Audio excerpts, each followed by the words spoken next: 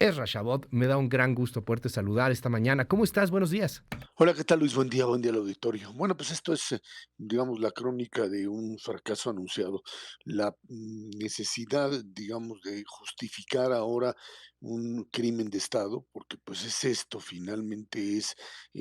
producto no de la intención abierta de asesinar migrantes, pero sí la negligencia manifiesta por parte de un gobierno que simplemente no tuvo la capacidad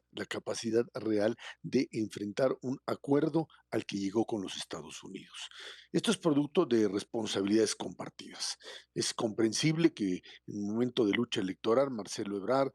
Adán Augusto, Rosa Isela se empiezan a aventar la pelotita. Sí es burdo lo que dice el propio Adán Augusto, en el sentido de que, pues no soy yo, es el otro, porque se trata de pues algo que ejecutan directamente en una cárcel, hay que recordar, se trata de una cárcel, en una cárcel que pues es manejada o es responsabilidad del Instituto Nacional de Migración, pero más allá de este tipo de cuestiones, Luis, hay que entender que México, y hay que asumirlo claramente, no es un país de migrantes. Sí, es cierto que muchos tenemos pues el honor de decir, pues mis padres llegaron y mis abuelos llegaron y nos recibieron, pero si estamos hablando de grandes masas de migrantes, México, cuando se trata fundamentalmente de esta posición de absorber masas de migrantes, no solamente abrirles la puerta en el sentido de dejarlos entrar, sino de incorporarlos a la población mexicana y convertirlos en parte del país, pues hay una reticencia abierta por parte de muchos sectores de la población. Y esto es lo que ha pasado fundamentalmente con la migración centroamericana. Este rechazo abierto a entender lo que están viviendo y esta ausencia de una política clara, definida por parte del gobierno de la 4T con respecto a este fenómeno. Cuando los Estados Unidos dieron que cerraban la frontera desde Donald Trump y continuando con el presidente Biden, el gobierno mexicano no tuvo la capacidad de actuar en consecuencia, no tuvo la capacidad de entender lo que representaban estos miles y miles de migrantes detenidos en la frontera, que se iban a convertir en esto, en un problema social, sin duda alguna, porque pues iban a vivir en estos lugares y lo que hiciste fue convertirlos básicamente en prisioneros, ya sea en las cárceles o en los lugares en donde finalmente ahí pululan como si se tratara de una masa que trata de sobrevivir en la frontera y trata de esperar el momento adecuado para cruzar del otro lado. Como no instrumentaste nada y te dedicaste finalmente a eso, a contener y eventualmente a reprimir, terminas en una situación de esta naturaleza, de pues meter a esta gente a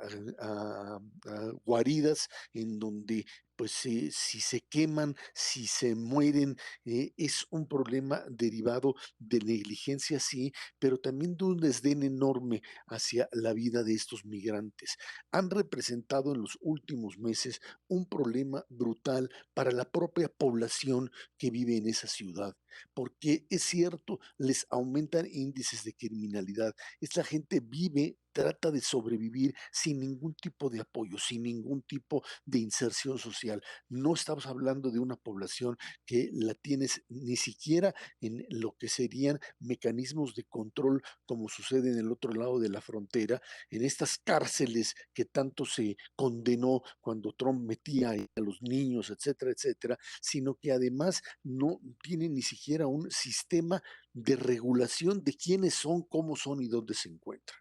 En este sentido, Luis, estamos hablando, es cierto, de una falla brutal del Estado mexicano, de algo que trasciende la lucha político-electoral, en donde los culpables sí son Adán Augusto, sí es Marcelo, sí es López Obrador, es un Estado mexicano que simplemente ante un problema enorme que tuvo que ser resuelto por un acuerdo racional entre México y Estados Unidos, pues decidimos que aceptábamos la posición de estado seguro, tercer país seguro, que eso fue lo que finalmente hicimos cuando no teníamos la capacidad ni siquiera de asumir el instrumentar un tipo de refugio seguro para esos migrantes. Esta es la tragedia de la negligencia, es la tragedia de la incapacidad de darle salida a un problema que te va a crecer, que sabías que te iba a crecer, que eventualmente era una bomba de tiempo, pero como todo lo que sucede cuando no se planea, cuando no se instrumenta una solución al problema, esto termina rebasando la capacidad del Estado. Hoy hay responsables, sí, los responsables están siendo directamente aquellos que prácticamente pues asesinaron a estas 39 personas que estando allí pues las dejaron adentro, permitieron que se quemaran, pero los responsables más allá de esta línea están directamente entre quienes pactaron con Estados Unidos este tipo de acuerdos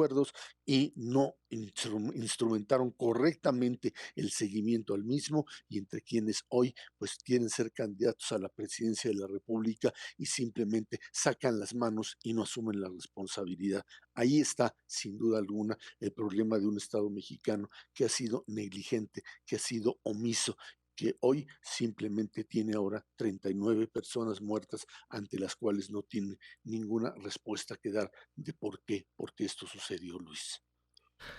Gracias, querido Ezra. Pues vamos a ver qué sucede, cómo va avanzando este asunto en particular. Eh,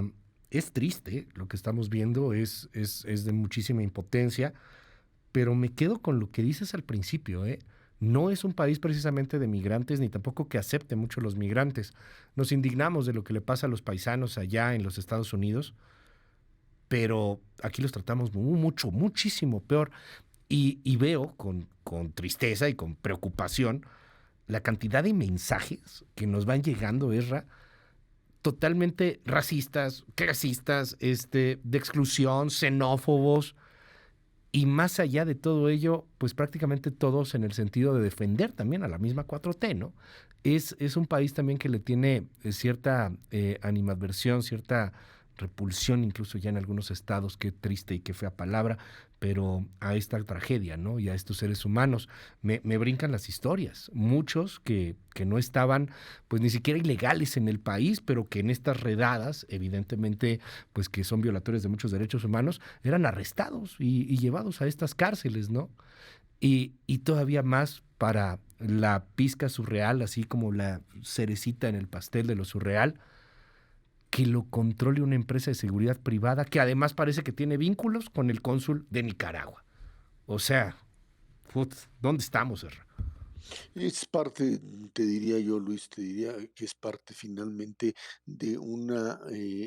expresión social pues de rechazo a lo que es diferente, a lo que son distintos, que rebasa, te digo, yo creo rebasa el tema político de la 4T o este u otro gobierno, pero que cada vez que hay una crisis de esta naturaleza se agudiza. El rechazo al extranjero, al diferente, al distinto, es algo que pues de alguna forma se introdujo durante mucho tiempo en México como parte de la cultura. Esta convertir el concepto de mexicanidad en lo mestizo católico durante mucho tiempo fue antinorteamericano, mestizo católico antinorteamericano, fue una de las características de la mexicanidad y todo aquello que se salía del ramo pues terminaba siendo considerado como excluyente. Los últimos años, estos años de que ahora le llaman neoliberalismo, generaron una apertura y un acercamiento hacia cosas cada vez más aceptables desde el punto de vista de aquello que se salía de ese marco de mexicanidad cerrada y abrirlo y aceptarlo y